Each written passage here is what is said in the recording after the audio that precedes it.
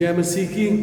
हम प्रभु यीशु मसीह को धन्यवाद देना चाहते हैं कि परमेश्वर ने हम सबको सुरक्षित रखा। अभी तक हम सब उसके हाथ में सुरक्षित पाए जाते हैं और आज उसने हमें मौका दिया कि हम उसके भवन में आकर उसकी हमद और सिताइश कर सकें। धन्यवादित है परमेश्वर के इस आराधना के समय के लिए जो हमें उसकी तरफ से मिला है।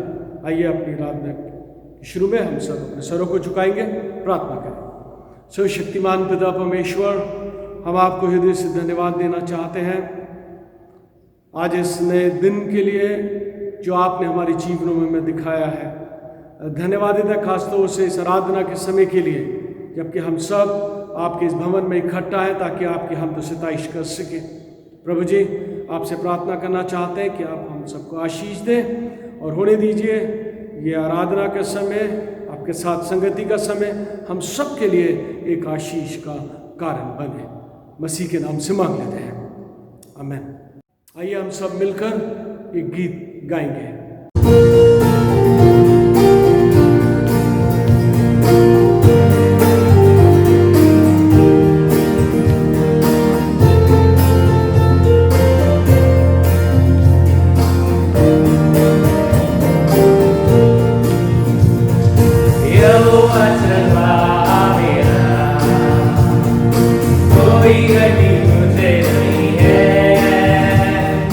हरी चराइयों में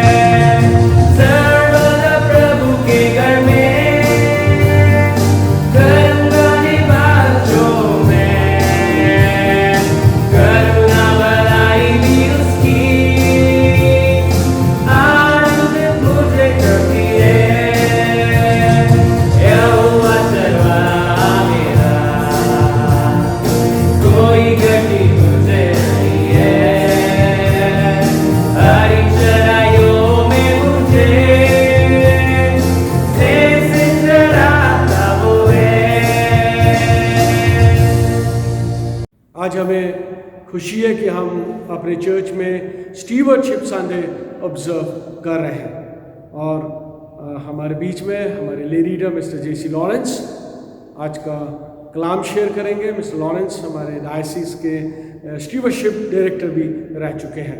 अब मैं इनवाइट करना चाहूँगा मिस्टर लॉरेंस को कि वो आए और हमारे बीच में परमेश्वर का कलाम से शेयर करें। पवित्र शास्त्र में से हम निकालेंगे लूका रचित सुसमाचार और उसका 19वां अध्याय और उसकी 11वीं आयत से लेकर 27वीं आयत तक। लूका रचित सुसमाचार 19 अध्याय 11 से 27। जब वे ये बातें सुन रहे थे तो उसने एक दृष्टांत कहा, इसलिए कि वे यरूशलेम के निकट था और वे समझते थे कि परमेश्वर का राज अभी प्रकट होने वाला है। अतः उसने कहा, एक धनी मनुष्य दूर देश को चला ताकि राजपद पाकर लौट आए। उसने अपने दासों में से 10 को बुलाकर उन्हें 10 मोहरें दी और उनसे कहा, मेरे लौट आने तक लेन देन करना। परंतु उसके नगर के रहने वाले उससे बैर रखते थे और उसके पीछे दूतों को द्वारा कहला भेजा, हम नहीं चाहते कि वे यहाँ पर राज करें। जब वे राजपद पाकर लौटा तो ऐसा हुआ कि उसने अपने दासों को जिन्हें रोकड़ दी थी अपने पास बुलवाया ताकि मालूम करे कि उन्होंने लेन देन से क्या क्या कमाया। तब पहले ने आकर कहा, हे स्वामी, तेरी मुहर से हम 10 मोहरें और कमाई। उसने उससे कहा, धन्य है उत्तम दास, तू बहुत ही थोड़े में विश्वास योग्य निकला, अब 10 नगरों पर अधिकार रख। दूसरे ने आकर कहा, हे स्वामी, तेरी मुहर से 5 और मोहरें कमाई। उसने उससे कहा, तू भी 5 नगरों पर हाकिम हो जा। तीसरे ने आकर कहा, हे स्वामी, देख तेरी मोहर यह है जिसे मैंने अंगोछे में बांध रखा था, क्योंकि मैं तुझसे डरता था, इसलिए कि तू कठोर मनुष्य है। जो तू नहीं रखता उसे उठा लेता है और जो तू नहीं बोता उसे काटता है। उसने उससे कहा, हे दुष्ट दास, मैं तेरे ही मुंह से तुझे दोषी ठहराता हूँ। तू मुझे जानता था कि कठोर मनुष्य हूँ, जो मैं नहीं रखता उसे उठा लेता हूँ और जो मैं नहीं बोता उसे काटता हूँ। तो तूने मेरे रुपए सर्राफों के पास क्यों नहीं रख दिए कि मैं आकर ब्याज समेत ले लूँ? और जो लोग निकट खड़े थे उसने उनसे कहा, वह मोहर उससे ले लो और जिसके पास 10 मोहरें हैं उसे दे दो। उन्होंने उससे कहा, हे स्वामी, उसके पास 10 मोहरें तो हैं। मैं तुमसे कहता हूँ कि जिसके पास है उसे दिया जाएगा और जिसके पास नहीं है उसे वह भी जो उसके पास है ले लिया जाएगा। परंतु मेरे उन बैरियों को जो नहीं चाहते थे कि मैं उन पर राज करूं, उनको यहाँ लाकर मेरे सामने घात करो। ये परमेश्वर का वचन है। परमेश्वर का धन्यवाद हो। हम प्रार्थना करेंगे। सर्व सामर्थी पिता परमेश्वर, आपकी उपस्थिति चाहते हैं। पिता परमेश्वर, वचनों के मार्फत हम सबों से बातचीत करिए और पिता परमेश्वर हमको वचन की भेद समझने की पिता परमेश्वर अकल बुद्धि ज्ञान से परिपूर्ण कीजिए। सारा आदर आप महिमा आपको देते हैं और इस प्रार्थना को आपके पवित्र मीठे सामर्थी नाम में होकर मांग लेते हैं। आमीन। आज बड़ी खुशी की बात है कि हम स्टुअर्डशिप संडे मना रहे हैं और स्टुअर्डशिप की जब हम बात करते हैं मेरे अजीज़ों, तो परमेश्वर के वचन में बहुत कुछ हमारे लिए दिया हुआ है। तो पहले हम आगे चलने के पहले देखते हैं कि जब हम स्टुअर्डशिप की बात करते हैं या स्टुअर्ड या भंडारी या भंडारीपन, तो स्टुअर्ड का मतलब क्या होता है? यदि हम डिक्शनरी की मीनिंग देखें तो भंडारी का मतलब है जो किसी दूसरे व्यक्ति की संपत्ति या उसके कारोबार के ऊपर सुपरवाइज़र या एडमिनिस्ट्रेटर होता है, उसकी देख रेख करता है, उसकी बढ़ोतरी के लिए मेहनत करता है, काम करता है ताकि अपने मालिक को वो बढ़ोतरी करके दिखाए और इस चीज़ को कभी नहीं भूलता कि जो कुछ उसका है, जो कुछ वो संभाल रहा है वो उसका नहीं है, वो केवल उस संपत्ति का, उस बिजनेस का जो भी रिस्पॉन्सिबिलिटी उसको दी गई है उसका वो भंडारी मात्र ही है, मैनेजर है या सुपरवाइजर है। भंडारीपन या भंडारी की हम बात करते हैं, हम सब परमेश्वर के भंडारी हैं, ऐसा वचन में लिखा हुआ है। परमेश्वर ने हमको अपनी सारी सृष्टि के ऊपर भंडारी नियुक्त किया है, ये हम जानते हैं और वचन में ये लिखा हुआ है। तो भंडारी की क्वालिटी या उसका कैरेक्टर क्या होना चाहिए, उसका चरित्र कैसा होना चाहिए, और भंडारी का चरित्र कैसा होना चाहिए कि वो विश्वास योग्य होना चाहिए और उसके स्वामी का विश्वास उसके ऊपर होना चाहिए। यानी जब हम परमेश्वर के भंडारी हैं, परमेश्वर के द्वारा हमें भंडारी नियुक्त किया गया है, तो हमारी सबसे पहला गुण या क्वालिटी या कैरेक्टर क्या होना चाहिए कि हम विश्वास योग्य ठहरे अपने पिता परमेश्वर की दृष्टि में।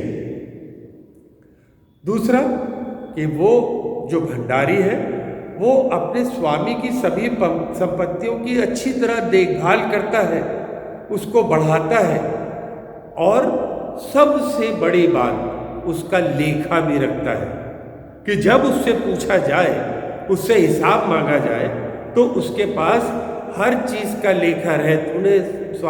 मेरे स्वामी तूने मुझे ये दिया था और मैंने इसको इतना बढ़ाया, इसमें इतनी उन्नति करी। तो भंडारी को अकाउंटेबल भी होना चाहिए, और अकाउंटेबल तभी होगा जब वो उसका लेखा रखेगा। तो ये दो विशेष गुण हैं जो एक भंडारी के अंदर पाए जाने चाहिए, यानी मेरे और आपके अंदर पाए जाने चाहिए, क्योंकि हम सब परमेश्वर की सृष्टि के जितनी भी सृष्टि उसने करी है उसके ऊपर मुझे और आपको भंडारी नियुक्त किया है। अपने आप को साबित करना पड़ेगा कि हम वाकई भले भंडारी हैं, ऐसा वचन में लिखा हुआ है। यदि हम रोमियो की पत्री उसका 14 अध्याय और उसकी 12वीं आयत देखें तो वहाँ पर स्पष्ट लिखा हुआ है, और वहाँ पर यूँ लिखा है, इसलिए हम में से हर एक परमेश्वर को अपना लेखा देगा। हम में से हर एक को अपना लेखा परमेश्वर को देना पड़ेगा। ये नहीं कि हम बच जाएंगे, परमेश्वर हमसे हिसाब लेगा कि मैंने तुमको भंडारी नियुक्त किया था, अब मैं तुमसे लेखा चाहता हूँ, अब मैं तुमसे लेखा चाहता हूँ। क्या हमारे पास हिसाब होगा? वो तभी होगा जब हम उसका लेखा रखेंगे। दूसरी चीज, एक मसीही भंडारी या मसीही भंडारीपन का अर्थ क्या होता है? मसीही भंडारीपन का अर्थ है परमेश्वर पिता के उस प्रेम को पहचानना जो उसने मुझसे और आपसे किया, कि जिसका परिचय उसने अपने पुत्र प्रभु यीशु मसीह के बलिदान के द्वारा हम पर नाजिल किया, हमको दिखाया। क्योंकि यूहन्ना 3:16 में लिखा है, क्योंकि परमेश्वर ने जगत से ऐसा प्रेम किया कि उसने अपना इकलौता पुत्र दे दिया, ताकि जो कोई उस पर विश्वास करे वो नाश ना हो परंतु अनंत जीवन पाए। प्रभु यीशु मसीह पिता परमेश्वर यही चाहता है कि हम उसके उस बलिदान को जो उसने प्रभु यीशु मसीह के द्वारा हमें अनंत जीवन के लिए इस पृथ्वी पर भेजा, ताकि उसकी सलीबी मौत के द्वारा हम अनंत जीवन पाए, हम उसको पहचाने। मसीही भंडारीपन का मतलब ये भी है, मसीही भंडारीपन एक यात्रा है। जब हम इस पृथ्वी पर हैं, हमको प्रभु यीशु मसीह ने इस पृथ्वी पर भेजा है, हर एक को एक मकसद से भेजा है, हर एक को एक उद्देश्य से भेजा है। हमारे जीवन उद्देश्यहीन नहीं है, हम यूं ही नहीं चले जाते हैं। हमारे जीवन एक उद्देश्य के लिए हमको यहाँ प्रभु यीशु मसीह ने इस पृथ्वी पर भेजा है। हमें इस बात को समझना चाहिए कि परमेश्वर ही सर्वोच्च प्रभु है और समस्त आकाश और पृथ्वी का सृष्टिकर्ता, संभालने वाला और स्वामी है। स्वामी वो है, हम भंडारी हैं। हमारे जीवन, हमारी देह, सब कुछ प्रभु यीशु मसीह का ही दिया हुआ है। हमको इस बात को नहीं भूलना चाहिए। और जो कुछ हमको हमारे पास है उसके द्वारा हमको प्रभु को महिमा देनी है, ऐसा वचन में लिखा है। यदि हम 1 कुरिन्थियों 6 अध्याय और 15वीं आयत देखें तो वहाँ यूँ लिखा है, क्या तुम जानते हो कि तुम्हारी देह मसीह का अंग है? सो क्या मैं मसीह को लेकर वैश्यों का अंग बनाऊं? कदापि नहीं। हमें अपनी देह के द्वारा, अपने जीवन के द्वारा परमेश्वर को महिमा देनी है, ऐसा वचन में लिखा है। 2 कुरिन्थियों 6 अध्याय 19 और 20 आयत में लिखा है, क्या तुम नहीं जानते कि तुम्हारी देह पवित्र आत्मा का मंदिर है जो तुम में बसा हुआ है और तुम्हें परमेश्वर की ओर से मिला है और तुम अपने नहीं हो? हम अपने नहीं हैं। हमको ये लगता है हम इस पृथ्वी पर हैं, हम अच्छी कमाई कर रहे हैं, हमारे पास सब कुछ है, सारा ऐशो आराम है, तो ये सब कुछ हमने अपने आप किया। नहीं मेरे प्रिय भाइयों और बहनों, जो कुछ हमारे पास है, जो कुछ है, ये जीवन, ये देह, सब प्रभु यीशु मसीह का दिया हुआ है। हम केवल एक भंडारी मात्र हैं। हम अपने जीवनों में भंडारीपन को किस प्रकार से अपने जीवन में ला सकते हैं? और जब हम भंडारीपन की, पर्सनल स्टुअर्डशिप की बात करते हैं तो यहाँ 3 चीज़ों पर विशेष तौर से हम ध्यान देते हैं। पहली चीज़ जो हम दे सकते हैं वो है समय, यानी टाइम। दूसरी बात टैलेंट या गुण, और तीसरी बात धन या ट्रेजर। परमेश्वर ने हमें ये जीवन एक दान, एक गिफ्ट के रूप में दिया है। हम में से कितने लोग हैं जो परमेश्वर के लिए समय निकालते हैं? इस संकट के समय में, जब हम कोरोना काल में चल रहे हैं, हम कितनी बार परिवार के साथ मिलके हमने परमेश्वर को धन्यवाद दिया कि परमेश्वर तेरा धन्यवाद हो, तूने मेरे परिवार को, मेरे हर एक अजीज को, पिता परमेश्वर इस महामारी से बचा कर रखा, पिता परमेश्वर हमको संभाला। हम कितनी बार उसको धन्यवाद देते हैं। ये अवसर परमेश्वर की ओर से मिला है। जब हम लॉकडाउन में हैं, घरों में बैठे, हमारे पास स्पेयर टाइम है, तो हमें परमेश्वर के लिए समय निकालना है। परमेश्वर के लिए, उसकी महिमा करने के लिए समय निकालना है। लेकिन हम इसमें भी चूक जाते हैं, इसमें भी चूक जाते हैं। प्रभु का अनुग्रह है कि उसने हमारे हाथों में बाइबल दी है, हमको प्रार्थना करना सिखाया है। क्या हम एक दूसरे के लिए प्रार्थना करते हैं? क्या हम एक भले भंडारी की तरह अपने समय का उपयोग करते हैं? 1 कुरिन्थियों 10 अध्याय उसकी 31 आयत में लिखा है, इसलिए चाहे तुम खाओ, चाहे पियो, चाहे जो कुछ करो, सब कुछ परमेश्वर की महिमा के लिए करो। क्या हम करते हैं? ये सवाल वचन मुझसे और आपसे पूछ रहा है। क्या हमारे चाल चलन, हमारे दैनिक जीवन के जो रूटीन है, उसके द्वारा हम परमेश्वर को महिमा देते हैं? क्या हम एक भले भंडारी की तरह अपने समय का उपयोग करते हैं जो परमेश्वर ने हमें दिया? ये वचन हमसे कह रहा है, हमसे पूछ रहा है, आज सवाल कर रहा है। इसलिए चाहे तुम खाओ, चाहे पियो और चाहे कुछ भी करो, सब कुछ परमेश्वर की महिमा के लिए करो।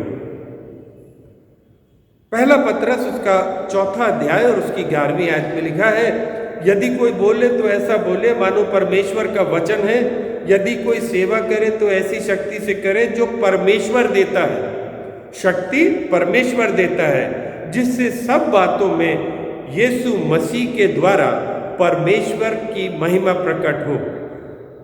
महिमा और साम्राज्य युगान युग उसी का है। आमीन। मेरे प्रिय भाइयों और बहनों, हमको परमेश्वर का धन्यवाद देना है। परमेश्वर को, पिता परमेश्वर अपने जीवन में आगे लेके चलना है, परमेश्वर की अगुवाई में होकर चलना है।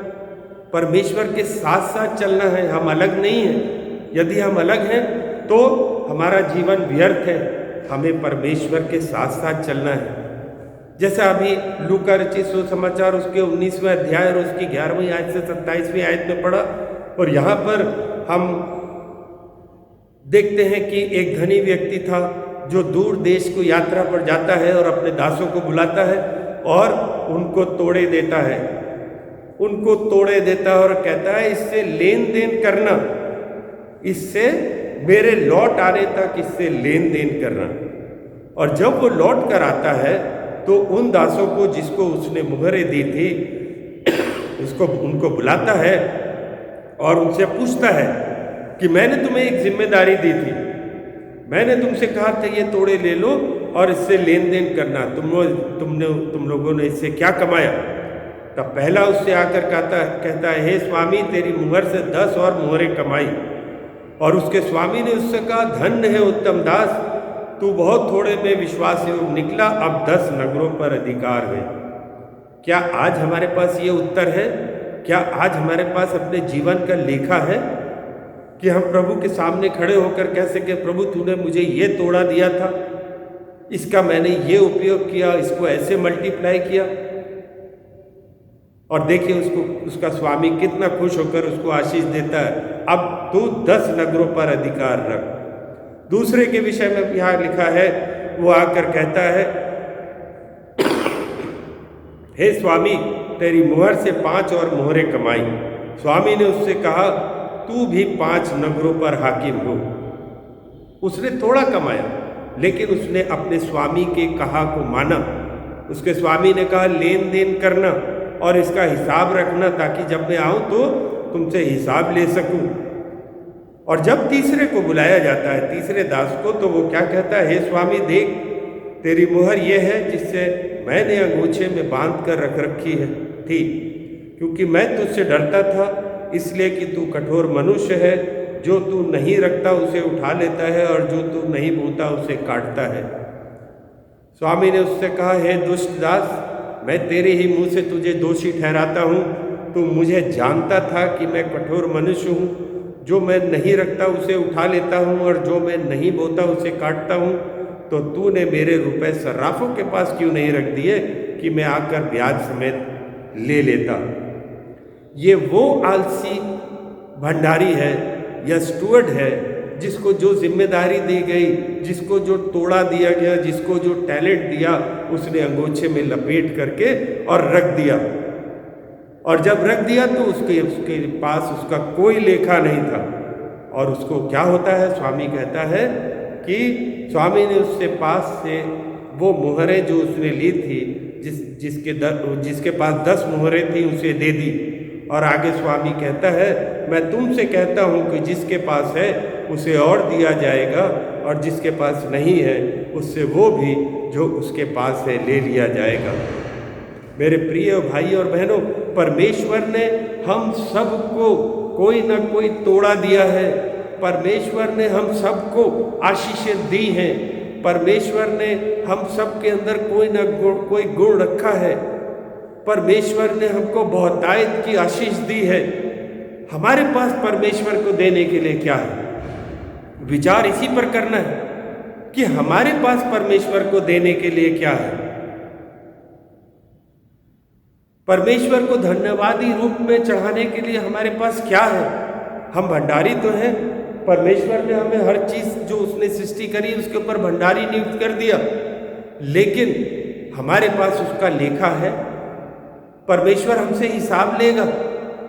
परमेश्वर हमसे पूछेगा कि मैंने तुमको ये तोड़ा दिया था, मैंने तुमको ये समय दिया था, मैंने तुमको ये संपत्ति दी थी, तुमने इसका क्या किया, इसका कैसे उपयोग किया। पहला पत्रस 4 अध्याय उसकी 10 आयत में लिखा है, जिसको जो वरदान मिला है उसे परमेश्वर के नाना प्रकार के अनुग्रह के भले भंडारियों के समान एक दूसरे की सेवा में लगाएं।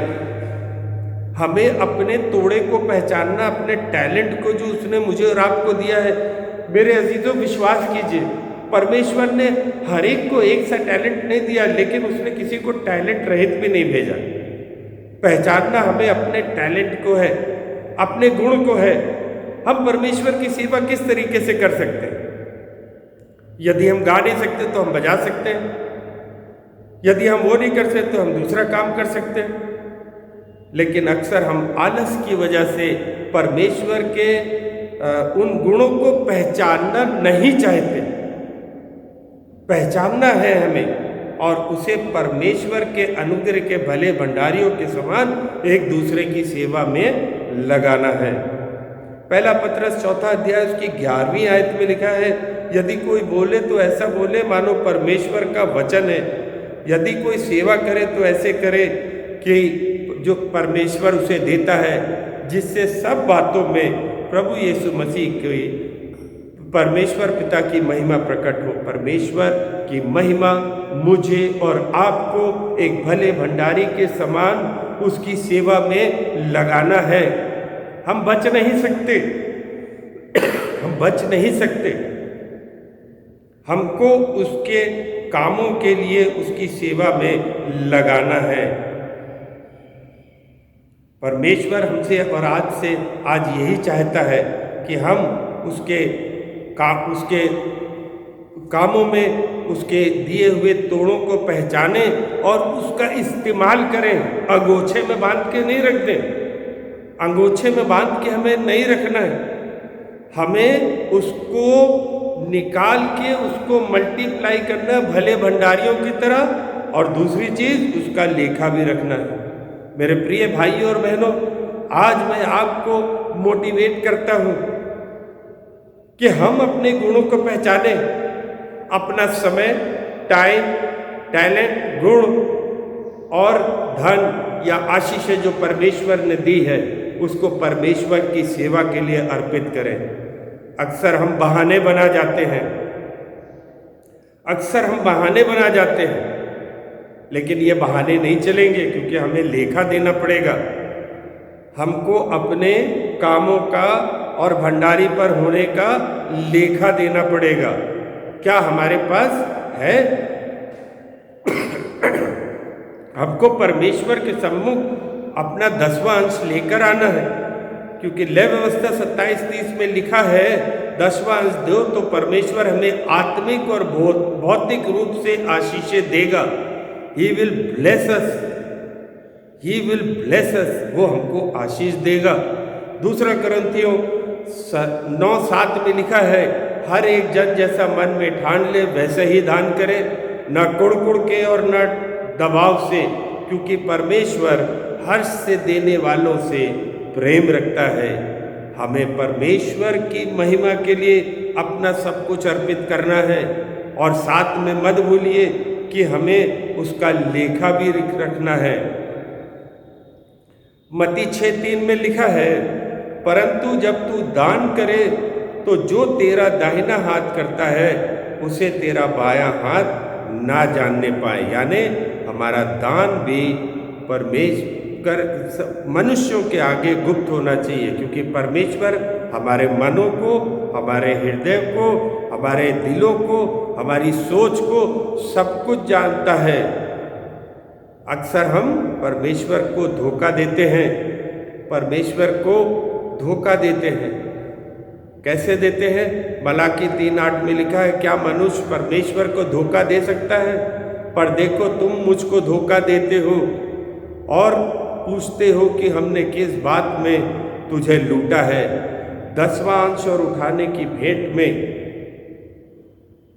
प्रभु यीशु मसीह के सम्मुख हमें लेके आना है ईमानदारी से। 9वीं आयत में लिखा है, तुम पर भारी शाप पड़े क्योंकि तुम मुझको लूटते हो, वरन सारी जाति ऐसा करती है। मलाकी 3:10 में लिखा है, सारी 10वां अंश परमेश्वर के भवन में ले आओ, तब मैं तुम्हें आकाश के झरोखे खोलकर अवरंपार आशीष दूंगा। क्या हम विश्वास करते हैं? क्या हम ऐसा करते हैं?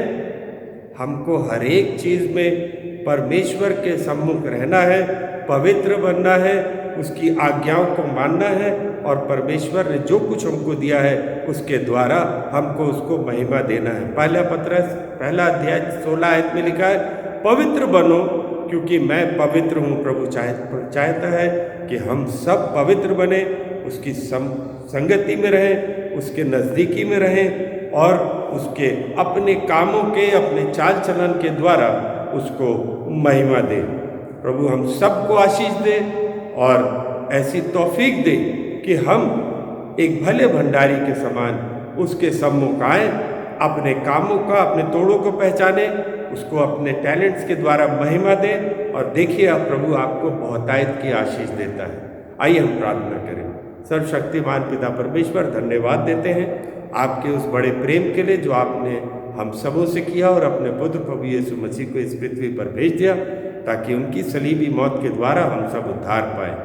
पिता परमेश्वर, हमको ऐसी तौफीक दीजिए कि हम एक भले भंडारी के नाते अपने टैलेंट्स को, अपनी आशीषों को, अपने गुणों को, अपने समय को आपकी महिमा के लिए इस्तेमाल करें, ताकि हम जब आपके सामने हमको अपना लेखा रखना पड़े तो हम एक भले भंडारी के समान, एक विश्वास योग भंडारी के समान आपके सम्मुख खड़े हो सके। हर एक को आशीष दीजिए। सारा आदर और सारी महिमा आपको देते हैं और इस प्रार्थना को आपके पवित्र, मीठे और सामर्थी नाम में होकर मांग लेते हैं। आमीन। हम आज के वचनों के लिए धन्यवादित हैं जो कि मिस्टर लॉरेंस के थ्रू परमेश्वर ने हम सबको दिए हैं। काश के ये वचन हमारी ज़िंदगियों में कई गुना फल लाए। आइए हम सब प्रार्थना में जाएंगे और हमारे बीच में डॉक्टर सैमुअल दयाल हैं जो कि क्राइस्ट चर्च डिग्री कॉलेज के रिटायर्ड प्रिंसिपल हैं और मैं उनसे रिक्वेस्ट करूंगा कि वो हमारे बीच में प्रार्थना करें।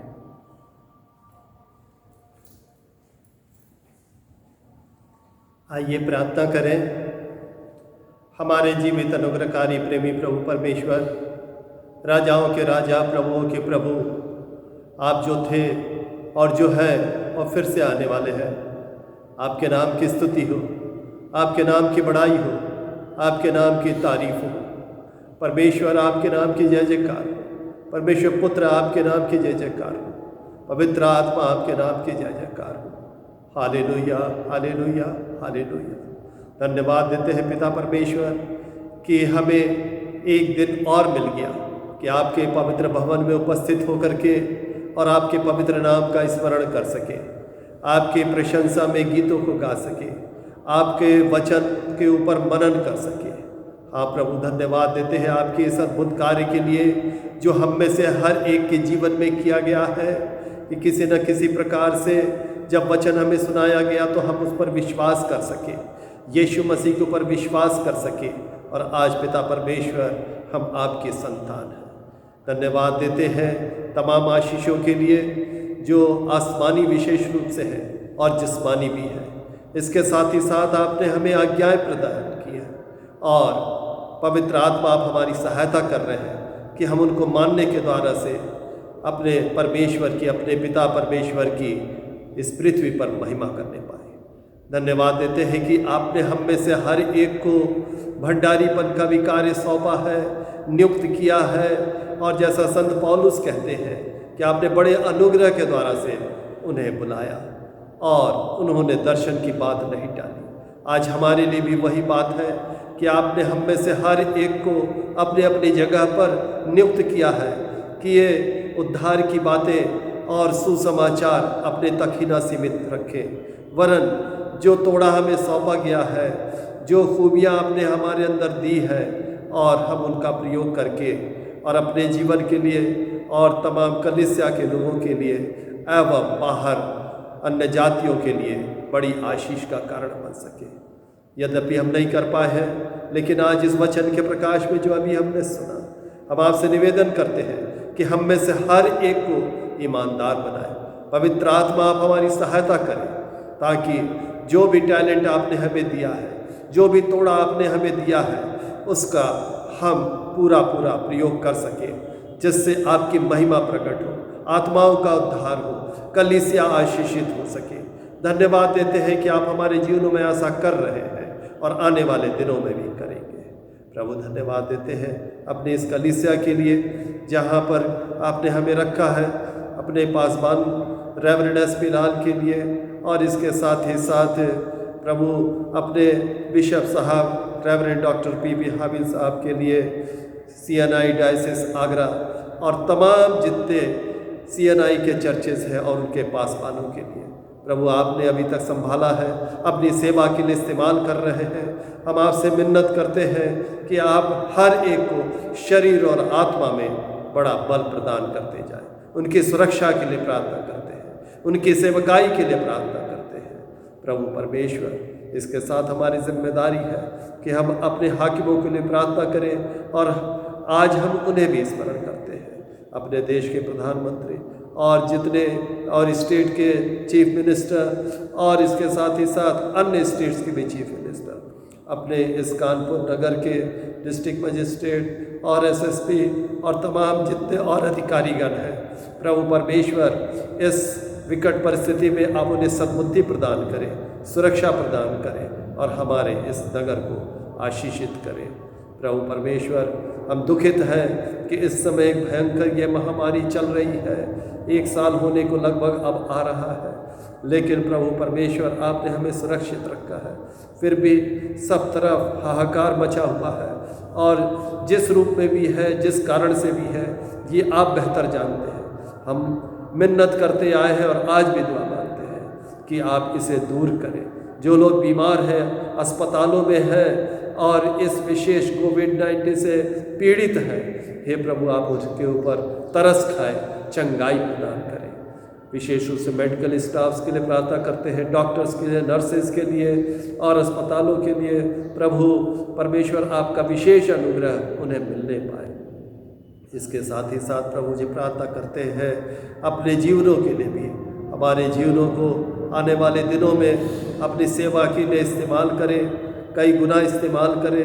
हमारा विश्वास है कि हाँ, हम आपके लिए बेहतर तरीके से और इस्तेमाल किए जा सकेंगे।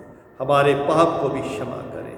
प्रार्थना परमेश्वर के पुत्र यीशु मसीह के नाम से मांगते हैं, आमीन। हम सब प्रभु की प्रार्थना को एक साथ बोलेंगे। हे हमारे स्वर्गीय पिता, का नाम पवित्र माना जाए, आपका राज्य आए, आपकी इच्छा जैसे स्वर्ग में पूरी होती है वैसे पृथ्वी पर भी पूरी हो। हमारे दिन भर की रोटी आज आप हमें दें, हमारे अपराधों को क्षमा करें जैसे हमने अपने अपराधियों को क्षमा किया है। हमें परीक्षा में न डालें परंतु बुराई से बचा लें, क्योंकि राज्य, पराक्रम, महिमा अब और सर्वदा आपका ही है, आमीन। अब हमारे प्रभु यीशु क्रिस्त का अनुग्रह, परमेश्वर पिता का प्रेम और पवित्र आत्मा की सहभागिता अब से लेकर हमेशा तक हम सबके साथ होती रहे।